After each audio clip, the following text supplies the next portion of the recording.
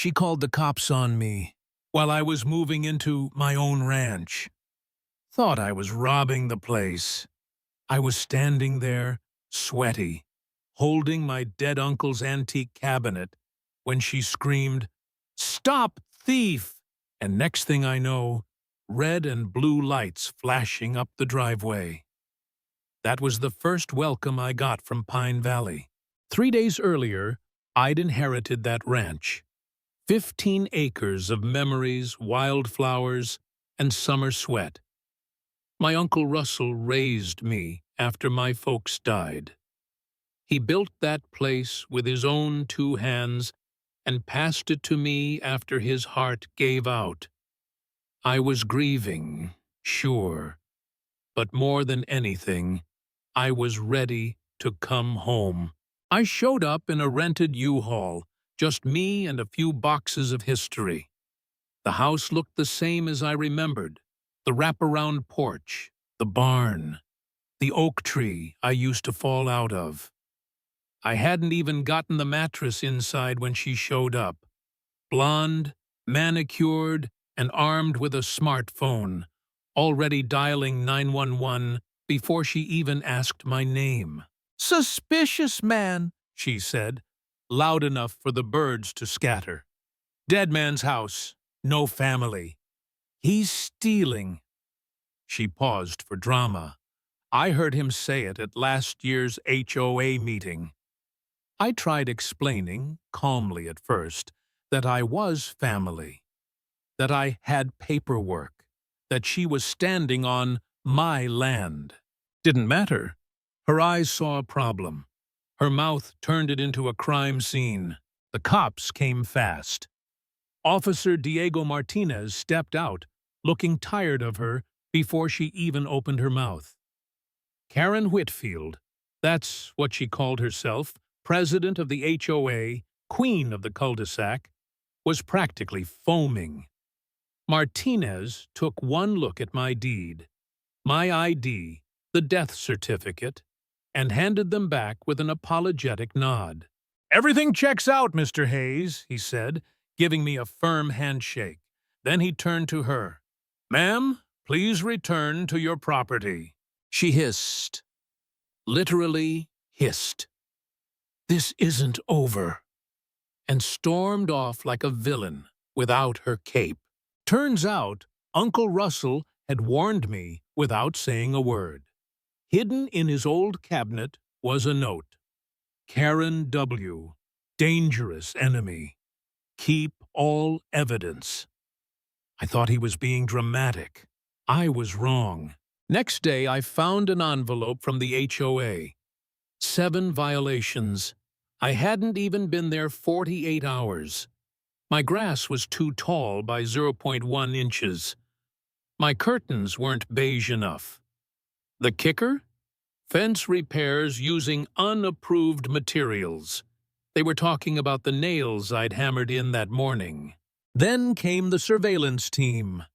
Karen and a sweating man named Bob, crawling through bushes with a tape measure and an iPad. Bob looked like he wanted to disappear. Karen barked orders like she was invading Normandy. So I started filming. I posted a video called "My Grass is a Criminal." It got a few laughs. But what I found next didn't make me laugh. Uncle Russell had been documenting her for years. Harassment logs, court records, failed buyout attempts. She'd been trying to grab the ranch for her development deal with some big firm. He'd said no. Now she was after me. That's when Ashley knocked on my door. Lawyer, blogger, lives 3 doors down. She handed me a pie and said, "I've been waiting 2 years for someone to stand up to her." With Ashley's help, we dug deeper, found forged documents, shady bank transfers, even quotes from Karen saying she was cleansing the neighborhood. And just when I thought we'd seen it all, Karen showed up at dawn in black clothes with a ladder, trying to climb my fence. I turned on the sprinklers. She slipped, screamed, and face-planted in the mud. Her $1,000 shoes went flying. Kids from 2 houses down laughed so hard I thought someone might pass out. I stepped outside with my coffee and said, "Oh dear, I just wanted to water the grass." Exactly 2 inches, right? Ashley filmed the whole thing, posted it, went viral. Karen Whitfield, HOA president, caught trespassing in full villain attire.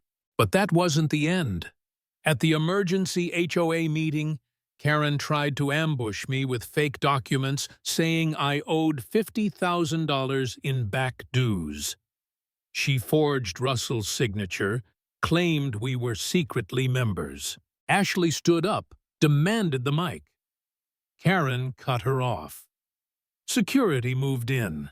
So I stood and played a recording of Karen admitting she'd bribed a construction firm to fabricate violations on my land. The room exploded.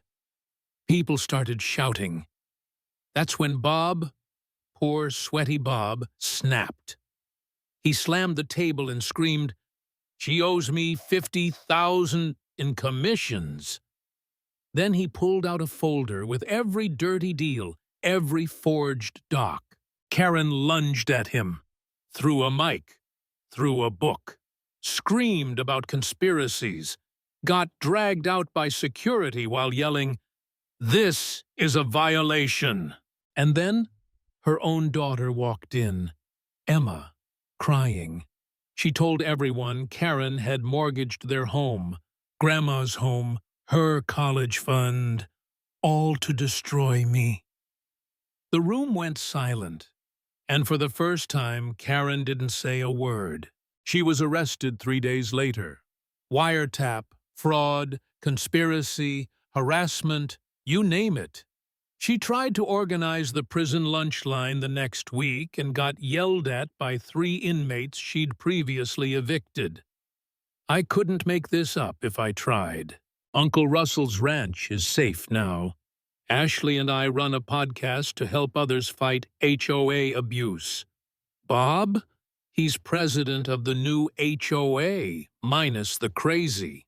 We even planted a sign by the road, Russell's Legacy Ranch. No HOA, no nonsense.